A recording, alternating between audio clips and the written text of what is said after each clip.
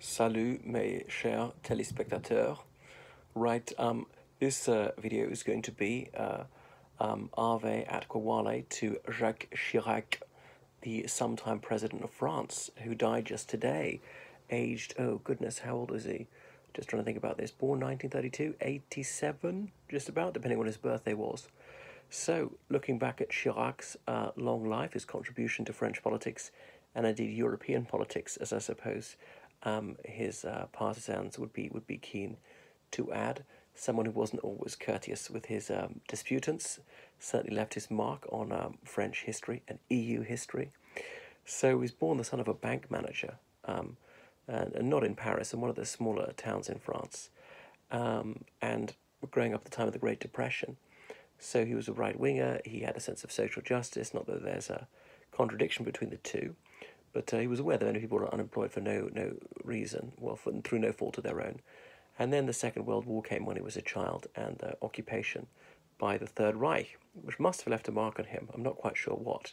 Perhaps that led him to be a Europhile. Had that effect on certainly a generation older than him, on most French people. France being one of the most Europhile countries in Europe, partly because they often feel they're running the show. Anyway, so Chirac, he was in the army. They had compulsory military service for French boys in those days.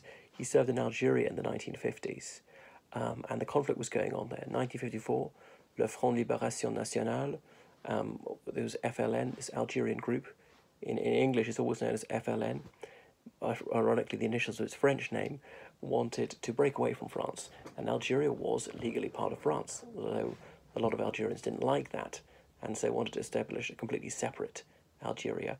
Anyway, so there was a horrific conflict. I mean, conflicts can't be nice, people necessarily get killed, but there could be conflicts in which the violence is limited, is constrained, and really only combatants are killing combatants. But this wasn't like this. Large numbers of civilians killed on both sides.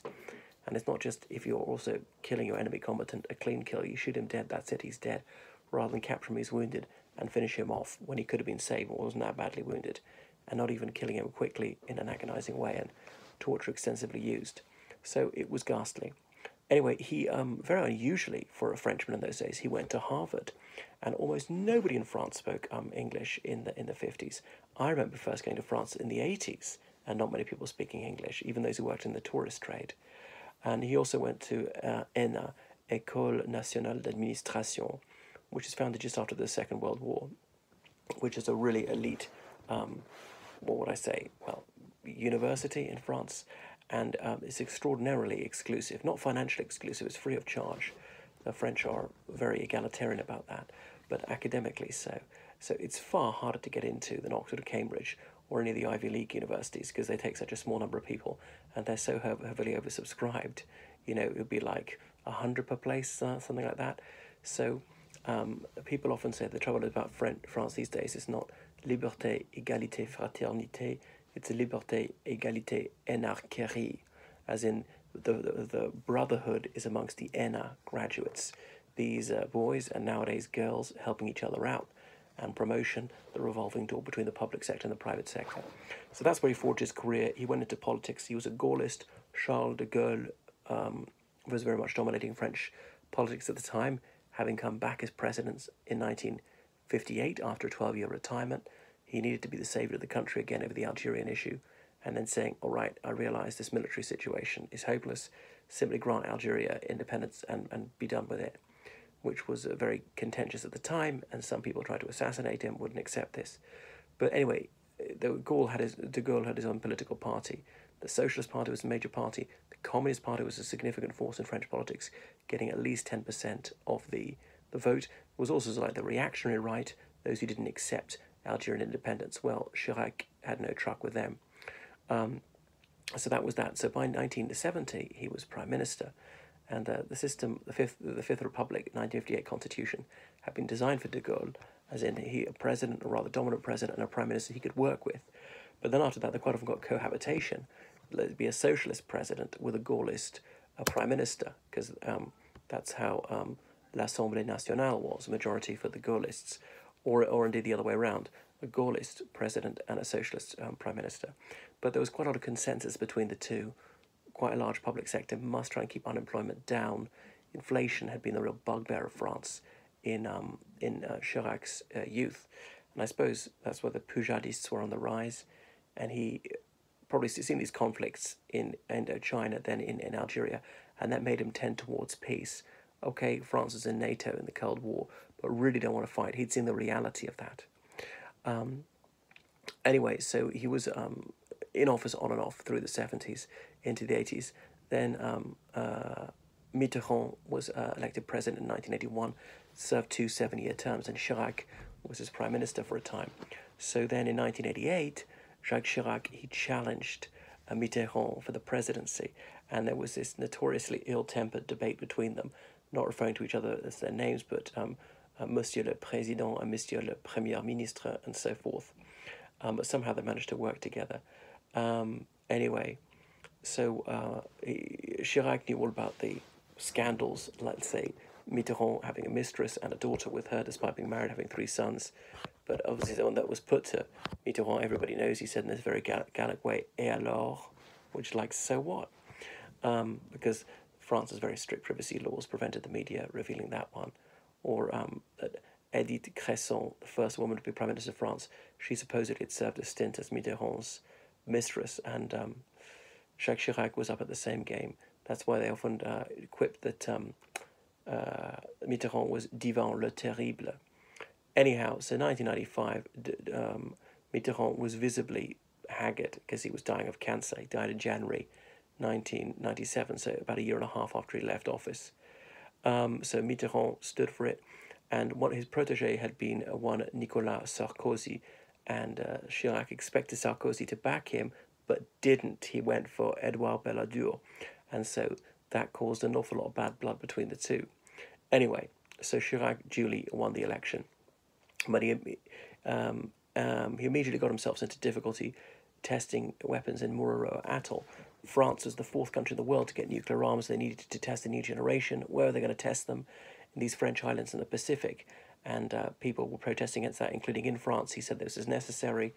And in Australia and New Zealand, they protested vigorously against it, saying it'll impact the environment here. If it's really safe, as Paris maintains, why do you test off the coast of mainland France? You're saying these islands in the Pacific are just as French as Paris is? Come on, that'd be ridiculous. Anyway, he stood up to that and finished with that. He didn't blink. So he was, I suppose, a conventional centrist politician by European Union standards, always pushing for integration, sometimes fed up with British antics over the EU. Well, but there was a lot of corruption around him. A lot of people were caught for this, sacked, disgraced, careers ruined, went to jail. One guy even committed suicide, actually. But supposedly he couldn't be traced to him, or for a long time it couldn't be. Remember people saying that he ought to be incarcerated. And in France, there's a program, Les Guignol d'Info, this satirical political show, but like Spitting Image, with these dolls impersonating the politicians. They were grotesques, these sort of gargoyle figures.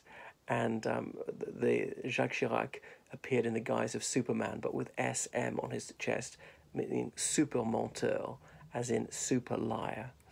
But anyway, he survived that. So his main task as president, I suppose, was to make sure the economy picked up from the early 90s recession and guide European integration. And he was successful in that. Some expansion of the EU and more EU treaties. Got along fairly with Blair in the early days. But then in 2002, Lionel Jospin, his socialist prime minister, was knocked out of the presidential election against Chirac. So the final two is Jacques Chirac against Jean-Marie Le Pen. Now, Chirac was loathed by many on the left. The far left were often saying that Chirac was no better than Le Pen, which is obviously ridiculous. Saying, well, you know, Chirac makes the system seem more acceptable, therefore he's worse.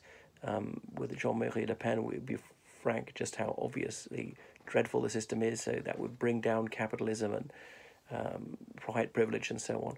Anyway, but in the second round, Chirac won hugely, like 75% of the vote.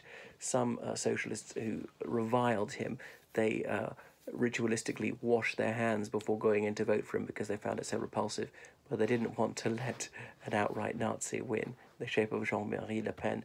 His party is Le Front National, and his daughter Marine Le Pen has been their standard bearer in subsequent elections. So then came Iraq, and something which I suppose made his name far beyond the frontiers of France, as in he set his face against the liberation of Iraq, no military actions to disarm Iraq. He sometimes hinted that he might change his mind. Even though everybody knew that Iraq had these nuclear weapons in 1991 and declared them, many countries had said, yeah, we sold these things to them. And it was up to Iraq to prove that they'd got rid of them. I won't go through the whole story again, but the French government vetoed some of the second UN resolution on Iraq, even before the Iraqis objected to it. So that was that. And it was a very popular policy in France. Even his nemesis, Jean-Marie Le Pen, said, on this issue, I can't fault him. So that was that, and he had a bit of a falling out with Tony Blair over this, saying, he appealed to Blair saying, what about your son Leo? Imagine if he was killed in some war. And Tony Blair really disliked that approach. Anyway, so that was that. So he shortened the presidential term from 7 years to 5 years. Unusual for a politician to want to reduce the scope of his power. So his wife, Edith, I believe her father was an old Etonian because she visited Eden one time. I think was she half British? I don't know. So then he stood down from politics in I can't remember when it would have been now, 2007, to be replaced by Nicolas Sarkozy. Obviously, he was not happy about that. He was sulking, felt very bitter the way Sarkozy had backstabbed him as he perceived it. Tried to enjoy a quiet and honourable retirement, but he was convicted of corruption when he was about 80, and he didn't serve a day in prison. Too mild, some people thought. Anyway, so that is Jacques Chirac, very old-fashioned sartorially, fairly sympathetic towards the Palestinian cause. That was widely appreciated in the Arab world. I suppose you remember the 1950s, where France was abominated in the Arab world because of fighting in Algeria. So that was a complete turnaround. So that's Jacques Chirac. In some ways quite gentlemanly, fairly successful. Well, he'll be missed.